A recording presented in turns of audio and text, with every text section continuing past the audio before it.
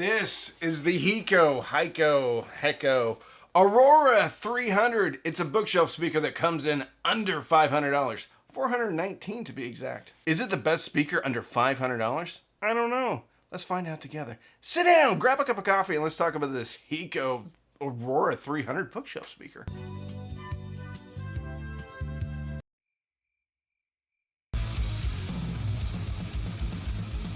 If you are new here, please consider subscribing. I know some people that watch this video aren't subscribed. We're close to 200,000 subscribers. When we get to 200,000 subscribers, we're giving away a whole bunch of stuff. Speakers from SVS, speakers from Wharfdale, streamers from Weem, streamers from Cambridge Audio, turntables from U-Turn, turntables from Project, amps from Fozzy Audio, amps from Black Ice Audio, speakers from Q Acoustics. A whole bunch of stuff makes the mind explode. Gift cards from Emotiva. The only thing that you have to do is subscribe, fill out the Google form that I'll link right here. It's also linked in the description and the pinned comment, and then follow me on Instagram at CheapAudioMan. Thank you so much for watching. Let's talk about specs.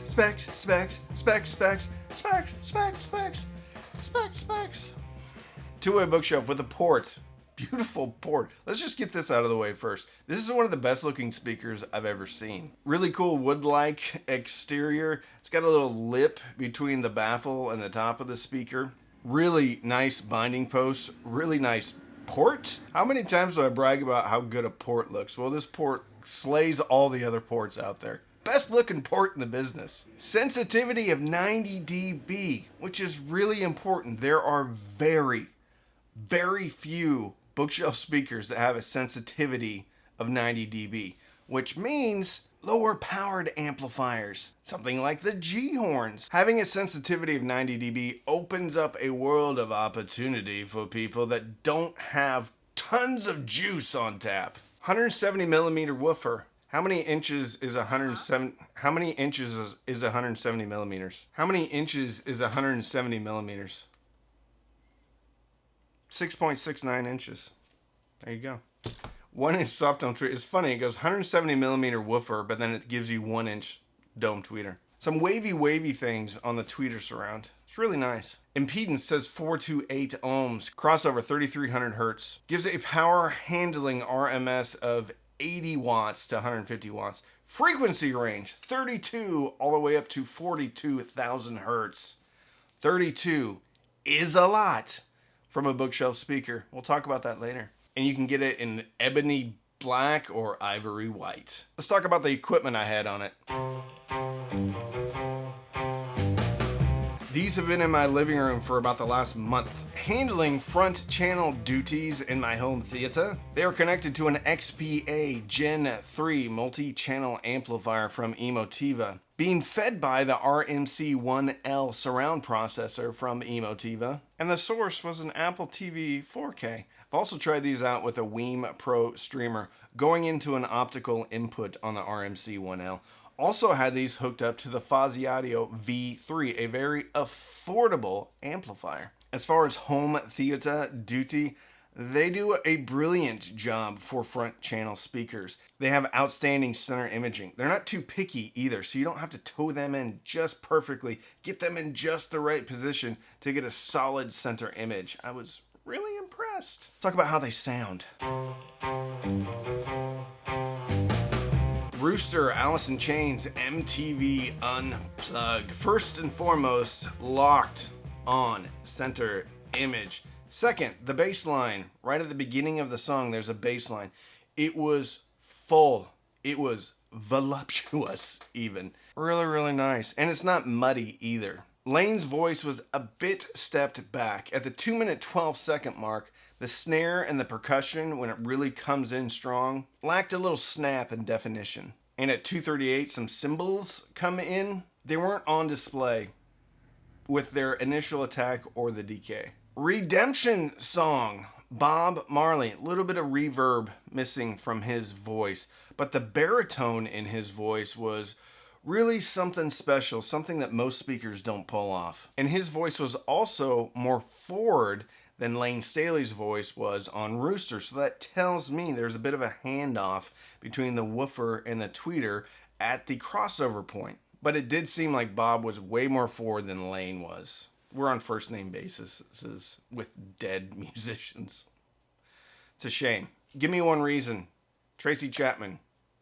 Masterpiece.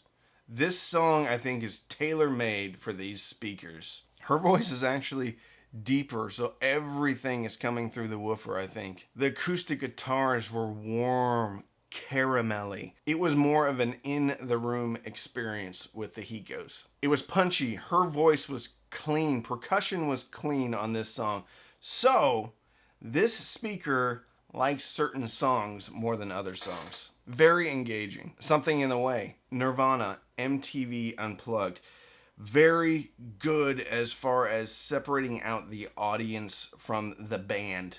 At the beginning, there's a cough. It comes out of the left speaker right at the beginning of the song. That cough seemed like it was behind my wall. Outstanding soundstage and imaging and separation from the crowd. And the guitar coming out of the left speaker at the beginning of the song felt extraordinarily realistic in the room. Now, it was lower in the range of the mid-range, but it was very organic. Killing Strangers. My oh my, Marilyn Manson. This song came on random, and it about shook me off the couch. It was like someone grabbed me by the shoulders and said, listen to me. Very impressive. So much bass punch. It was really good. It was almost too much, but it wasn't too much because it was awesome. And it was awesome because it didn't cover up any mid-range clarity. It was like a gut punch. Vocals were in line, but there was also a little crispness in the upper mid-range. Little sizzle. Felt like maybe there's a bump when the cymbals came in. What are my final thoughts? Final thoughts. This speaker's gorgeous. I mean, I cannot believe a speaker looks this good at this price. Really modern looking. Binding posts are great. The port is great. The woofer, the tweeter look really good. Very nice front baffle. Very modern looking design. Spectacularly beautiful. Tons of bass. And not muddy bass. If you're short on space and you don't want a subwoofer, you don't need it with these speakers. They go all the way down to 32, and in room it's probably much lower than that. And the punch, if there's one standout feature on this speaker, I think it is the bass. And it's the amount of it, and it does a very good job of not being muddy. Also, highly efficient, so this is going to play with a variety of amplifiers. And I'm not really into tube amps, but I think this is probably the best bookshelf speaker that you can get for tube amps under $500 because it is so darn efficient. And I think these could really benefit from an EL34 or an EL84 tube amp to give it a little bit more dimensionality, a little bit more reverb on top. Could use some second order harmonics is what I'm saying. These are a little bit forward, but also a little bit recessed at certain times in the mid-range. So it's going to be very track dependent. I think at the handoff to the tweeter, stuff comes forward. I think if it's all being handled by the woofer, things come back a little bit. I heard them step back on Rooster. I heard them slightly step back on Give Me One Reason with Tracy Chapman. And then they came forward with Bob Marley.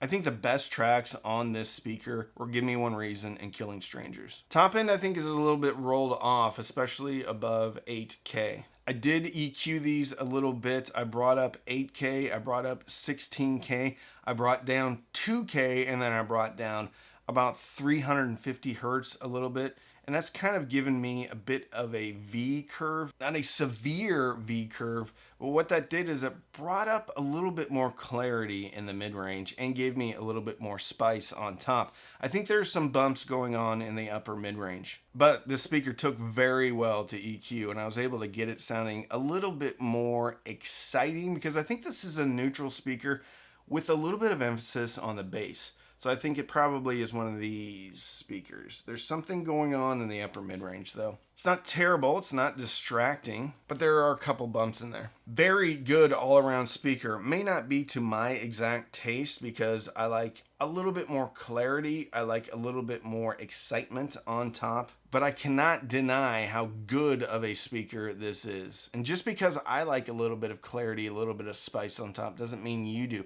I think this speaker kind of falls in line with the ELAC debut reference, PSB Imagine XB's ELAC Unify 2.0. I think it has better bass than the ELAC Unify 2.0. I think it has a better mid-range than the PSB Imagine XB. And I think it has better soundstage and imaging than the ELAC DB reference. So this speaker is really competing in its price range. Great looks, can be EQ'd, super efficient, and a great price. A lot to like with the Heco Aurora 300. They have a whole line too, so if you're looking at different speakers of different sizes, you can check them out. Very affordable. Probably the best looking speaker you can get for the money. So if you want to support the channel, you can sign up for Patreon. Patreon.com/cheapaudioman. Every Sunday night we have Patreon-only Zooms, Patreon-only Discord, Patreon-only Facebook group. You can use the links in the description. Those are affiliate links, which means if you click and you buy, I get a commission. Doesn't cost you anymore, so it's a great way to support the channel. Sign up for Tidal, Amazon Music, Rune, links in the description. Even if you quit, I get a couple of bucks if you sign up. Finally, you can just like this video and subscribe. So don't binge watch anything on Netflix or Hulu unless you're using the Heco Aurora 300 as your front speakers. Binge listen on your Heco Aurora 300 speakers and fill your soul with happiness. And with that, I'm Randy. I'm the Cheap Audio Man.